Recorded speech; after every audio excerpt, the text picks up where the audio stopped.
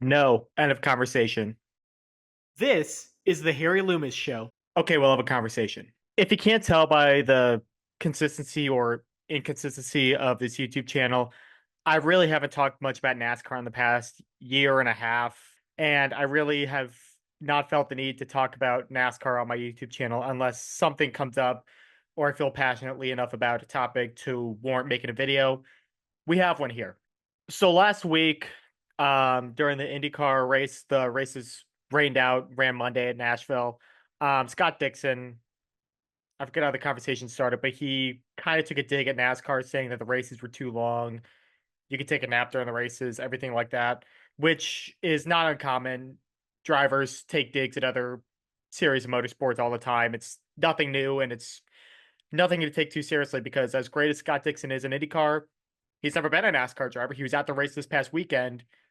His opinion, duly noted, is how it should be. Racing fans and racing media members, I think, have a problem of taking things too personally, and I think that's especially the case in NASCAR.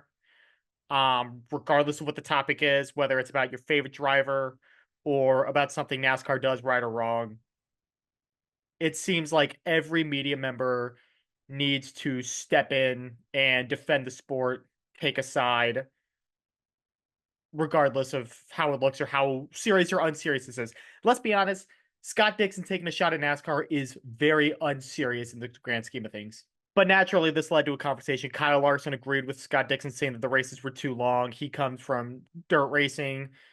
Those races are the main event is done in less than 30 minutes, 45 minutes most of the time. Completely different discipline of racing. But since that's where Larson came from, it's not a surprise that that's the side he leans on. It's where he comes from. At North Wilkesboro last week, the race is 450 laps. Denny Hamlin, who finished second in that race, by the way, was saying on the radio that the race was too long. 4-hour races don't need to be a thing. The race was 450 laps. That doesn't need to be a thing. Got to shorten it. And my question to everyone that's on the side of shorten the races is, when is it going to stop? The only changes we have made besides adding races to the schedule is shortening pre-existing races. Look at the schedule back 2010. California had a 500-mile race. Pocono had two 500-mile races. Texas had two 500-mile races. The fall Charlotte race was 500 miles. Now look at those races. Pocono, one race 400. Texas, 400 miles. Auto Club doesn't even exist anymore. Charlotte, the oval race, is coming back in the fall. It's 400 miles. Do you have any thoughts on the matter? Okay. And it's not just the races that have been shorter. Look at practice time. Look at qualifying time. We did not have consistent practice for a good 2 years.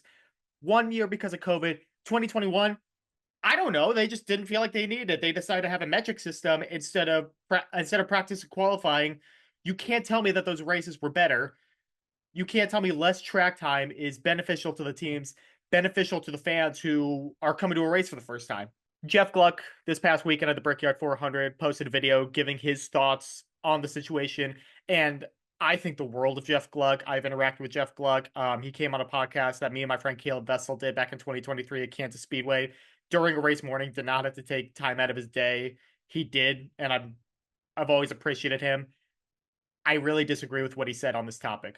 The main argument is that he thinks the races will be better with shortened race lengths. That's what he thinks. That's what Larson thinks. That's what Hamlin thinks. That might be what Scott Dixon thinks.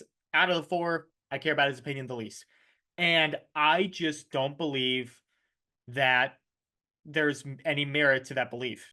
The issues that we are having with the racing nowadays is with the car. It is a matter of it is too hard to pass. All the cars go in the same speed. That's been an issue in stage one. In stage two, stage three, it happens at Watkins Glen. It happens at Talladega. It happens at Martinsville. It happened at Indianapolis. It happens on short runs. It happens on long runs. It happens with road strategy. It happens everywhere at any time. Shortening the races will not make a difference. Also, the idea that it's going to be a better experience for the fans if they're not there all day is ludicrous to me. My first race I went to was the 2008 then Nationwide Series race at Gateway. It was in the middle of July. It was a Saturday night race. It was a 1 day event. I don't know when practice was. We went to qualifying. 2.5, 3 hours later, the race starts. We left with about 50 laps to go. I was 7 years old. I was tired. I wasn't feeling great. Had an awesome time. The fact that the race didn't end when I left did not negatively affect my experience, my sister's experience, my grandpa's experience, or my mom's experience. She and I still continue to go to races because we had such a good time at that first one. We wanted to keep going. If you're a new fan and you can't make a whole 400-mile race, that is fine. Come see what it's like. See the first couple laps. The first time you see them go down the straightaway at full speed, you will be captivated by it. I promise you. You don't need to sit there for all 400, 500 miles of a race to get the full NASCAR experience. And the drivers complaining about this, I'm sorry, drivers have it better now than they've ever had it before, not just with pay, not just with the voice that they carry now, but with the safety of the cars and the environment around them, especially in the cars. Listen to Rick Mast on Dale Jr. Download. Listen to his testimony about nearly dying from carbon monoxide poisoning and all the things that were brought into cars to help get the carbon monoxide out, give the drivers a better feel, especially at short track. They talk about Martinsville being especially tough on drivers. Those races back in the day, that was when Dover was still 500 miles. They still had plenty of 500-mile races. Look at the schedule back when Mass retired in 2002 compared to today. Look at the number of laps in a season. Look at the number of miles in a season. Night and day difference. Some of that is because there's more road races nowadays.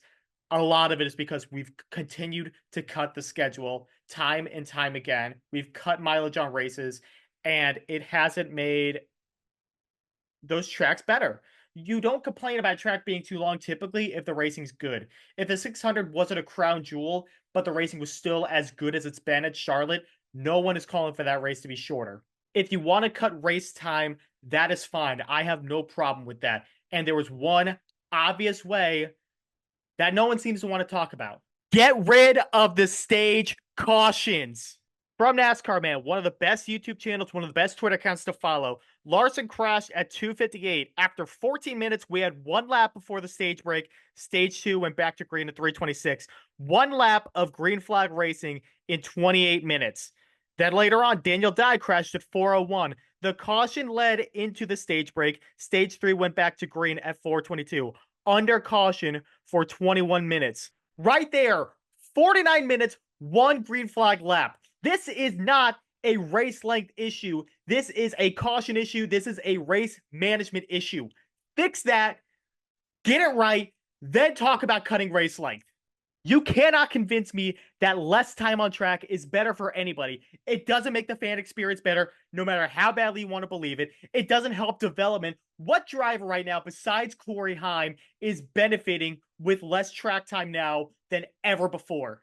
NASCAR has done everything in their power to try to make the racing better, except attacking the one clear-cut issue, which is stage cautions and caution lengths. They have gone all the way around the circle instead of going straight down the middle. Stop. You clearly see the issues in front of you. You don't need to reinvent the wheel instead of making the obvious right decision. And if it's a TV call, they want that caution, just say it. But stop trying to gaslight us into thinking that there are other backway solutions that are going to fix this problem. There aren't. This is the fix. Also, while you're at it, please add more horsepower to the next gen car. I know Dodge is coming soon. All we ever heard was that the fourth manufacturer was going to be what brought horsepower back. They were trying to reduce the cost to try to lure one of those. Bring it back. We need it so bad. You can't pass anywhere. You can't pass at Indianapolis, which has always been a problem. This was such a glaring indictment on the next gen car as is. It needs such major overhauls. 750 on short tracks is a good start. We got a long way to go, man. We got a long way to go. Anyways, let me know what you think. Are you team cutting the race length or are you team keeping them as is? What are your thoughts? How do you fix NASCAR? I don't know. I started this video by saying that we take things too personally. Maybe I took this argument too personally, but I'm sick of it, man. I like seeing cars on the track. I grew up seeing cars on track all day Friday, then the truck race at night, qualifying Saturday, O'Reilly race Saturday, and then the Cup race on Sunday. You had 3 full days of action, and now it's just a shell of itself. I miss the NASCAR I grew up with. I want my kids to have some sort of NASCAR that I grew up with, and we're just straying farther and farther away from it. And I think that sucks. You can't there are some parts about it that's about NASCAR that are better than they used to be. There are a lot of things that just aren't. And I think continuing to cut race time and continuing to cut time on track is not a way to get fans back into the stands. But that's all I have for today. Thank you guys for watching. We'll talk soon. This is the Harry Loomis Show.